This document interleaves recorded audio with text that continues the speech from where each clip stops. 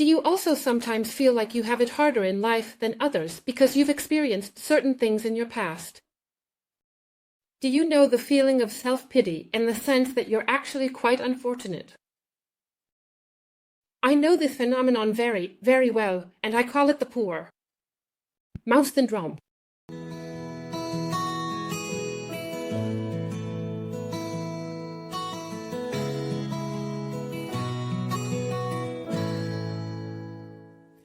Welcome to Soul Tapping. Today, I want to share something very personal with you, namely one of my deep convictions that I carried with me for decades and truly believed was true, until I realized it's just a belief, just a pattern, and I can let it go. And that is precisely this belief. I have it harder in life than others. I no longer think that, and because I no longer think it, it's no longer true. Yes, so, for me, that was a huge shift for me. It was such a game-changer thought when I realized it wasn't true at all. I don't have it harder in life than others just because I was traumatized in my childhood. Maybe you also know the feeling of often thinking in life, yeah, I can't do that. For me, it's something different.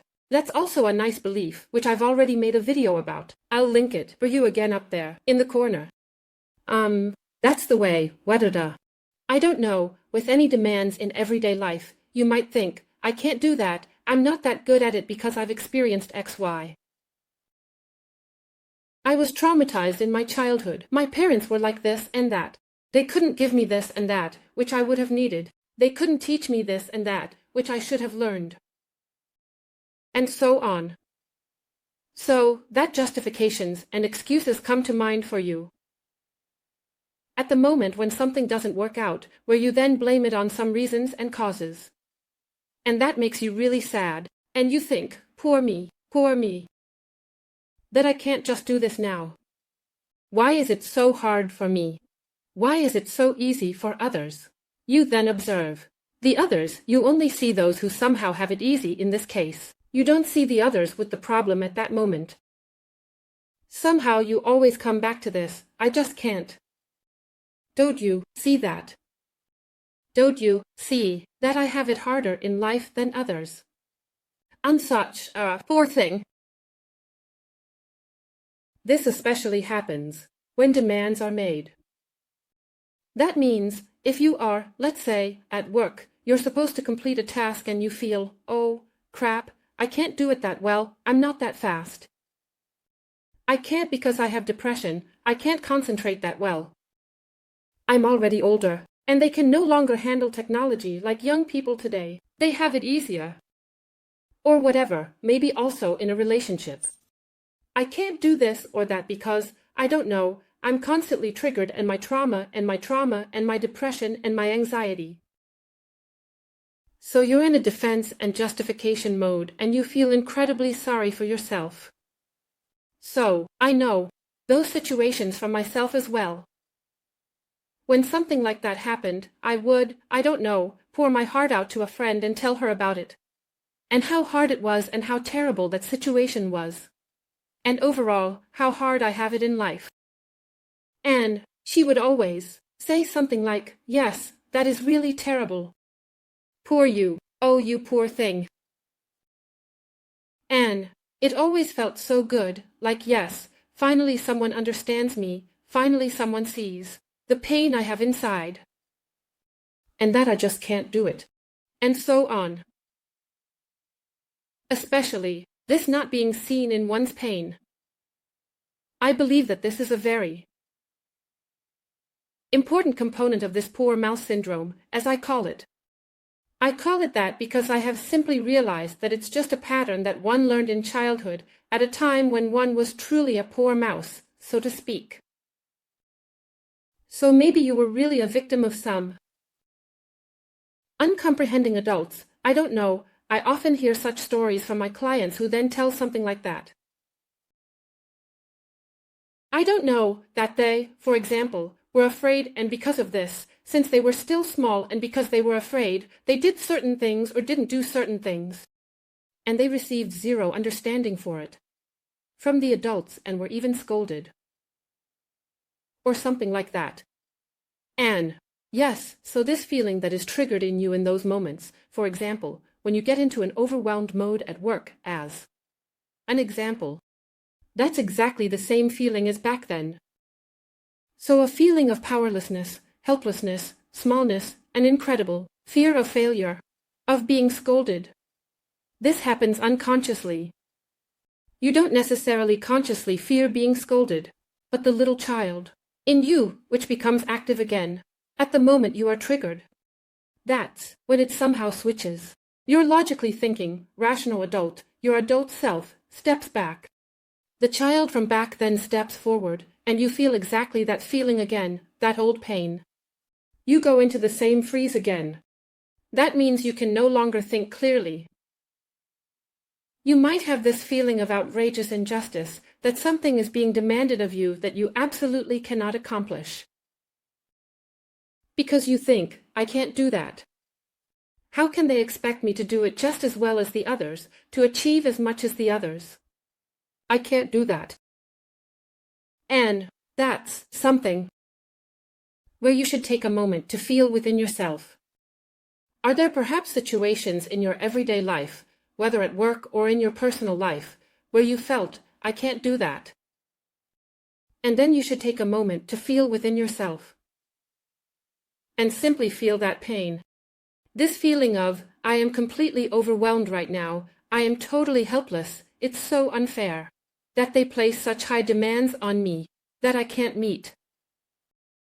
So, and then you can embrace the little child within you and realize, that's not me now, but rather the little one from back then who felt overwhelmed by the demands of the adults. And then you can take a moment to feel your self-pity. And see, how does that feel? How does pity from others feel? Like that thing with my friend who always said, you poor thing. Or how does it feel to pity yourself? Because it actually has two components. On one hand, it's warm and comforting. On the other hand, it has a bitter aftertaste. Because you don't really want to be a poor victim. You don't want to be a poor little thing.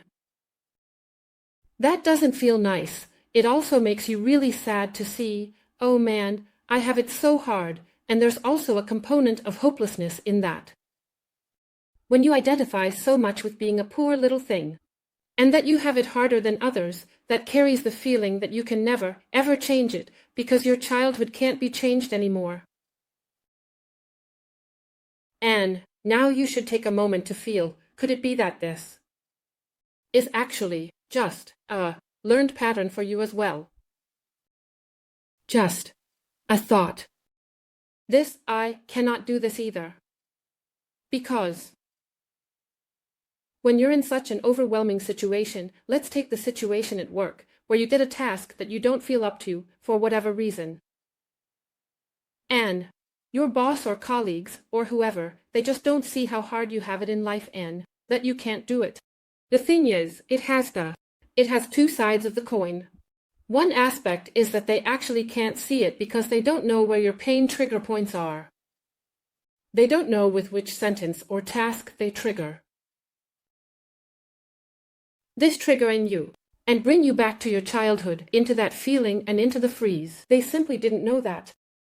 That's why they can't see it. They can't look inside you. That's one side of the coin. And the other.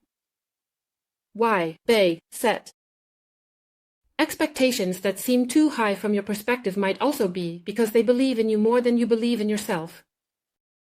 That means it could be that their view of you and your abilities might actually be more realistic, sometimes, than your own, because they are not triggered. In the moment when you're triggered, when you're stuck in your old child self, you don't trust yourself to do anything. Of course not, because you still feel small. You truly believe you can't do it. But they don't see that. They know your adult self. They know what you're capable of and that you're probably much better than you think. And they might not have your perfectionistic ideas about with what perfection, at what pace, and how wonderfully you should do everything. it could be that this only arises within you. And this thought, why don't they see how hard I have it, could also be because you actually don't have it harder than others. That it's a belief. And that's how it was for me. So, for decades of my life, I felt like the victim in a spider's web. I couldn't do anything, I felt completely powerless, and then at some point, I started to question it. And to consider, could it be that I have trained myself into a role, the role of the poor mouse, that I keep playing over and over because I'm so used to it? Because I settled into this role, because I had the secondary gain of self-pity and the pity of others. And yes, because once you get used to it, you somehow stop questioning it. But then I did question it and realized, damn it, it doesn't feel good to be a poor mouse. What if I could shed this role? What if I can change that? And then at some point, I got angry, always hearing, oh, you poor thing, oh, you poor thing. Because it made me feel small, it made me feel weak. It made me so helpless. It wrapped me even more in this spider web, entangled, and I was hanging there, like the victim, thinking, yes, poor me, poor me. And eventually, I got angry and broke free from it. And I said, I don't want this anymore. I don't want to be the poor one anymore. I want to get out of self-pity. I want to return to my strength. I want to be a normal person. And then I started tapping. I started tapping on all these feelings. This feeling of being poor. This feeling of being overwhelmed. This feeling of being treated unfairly. And so on. And through that, I was able to gradually dissolve it and truly make a new decision for myself. That is something very, very healing. Once you reach the point where you felt all your feelings and experienced it all. And through that, you are. And so, at some point, you say, okay, and now I don't want this anymore. We always do this at the end of a tapping round in the third phase. Feel free to watch this tutorial on tapping again. I'll link it for you again up in the corner. The EFT tutorial, I believe I explained these 3 phases that I always go through in a tapping round. That at the beginning, I first name all the feelings that are present. In the second phase, I go through the transition, trying to soften it a bit. This firm belief that this is truly my reality. And when I realized, oh, that's not true at all. What if it's just a silly belief that I have it harder than others? When I notice, yes, it feels much better, then I make new decisions in the third phase. And then I tap on phrases like, and now I don't want to anymore. Now I choose differently. This is no longer my truth from now on. I'm no longer a poor little mouse. I don't want to follow this pattern anymore because it keeps me trapped in depression. And at the beginning, it was hard. It was like a jump into cold water. Because you really do give something up.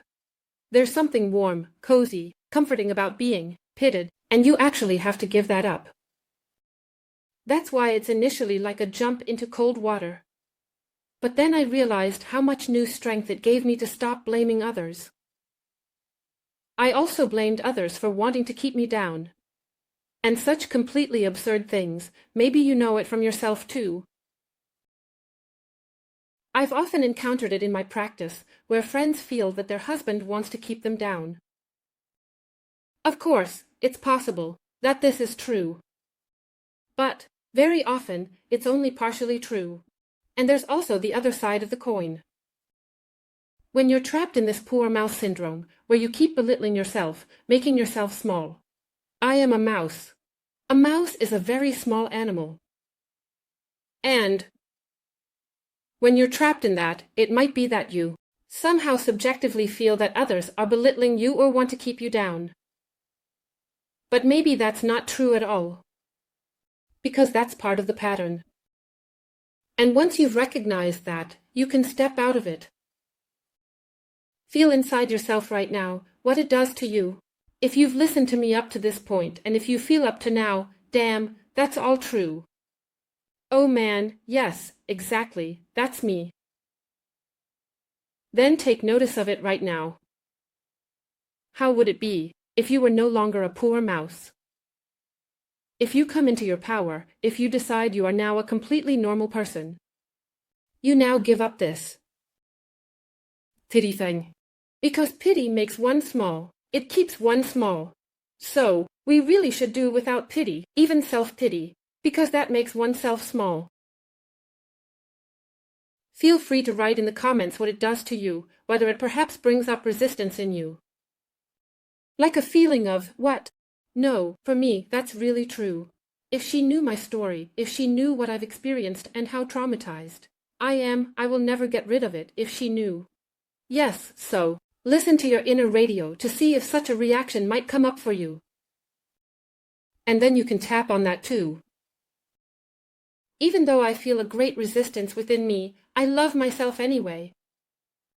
And I am now open to the possibility that I am also just playing a role that I have learned and that I can let go of again. Okay, my dears, soon there will be another requested video, namely a tapping session on the topic of resistance, letting go, and maybe you can also work on this topic there. Now I'm looking forward to your comments. Feel free to subscribe to my channel and like, share, and forward my video to others where you feel, oh yes, he or she might also benefit from it. And of course, feel free to watch the other videos that I have linked again, which fit the topic. And now I wish you a wonderful day. Take care. Bye.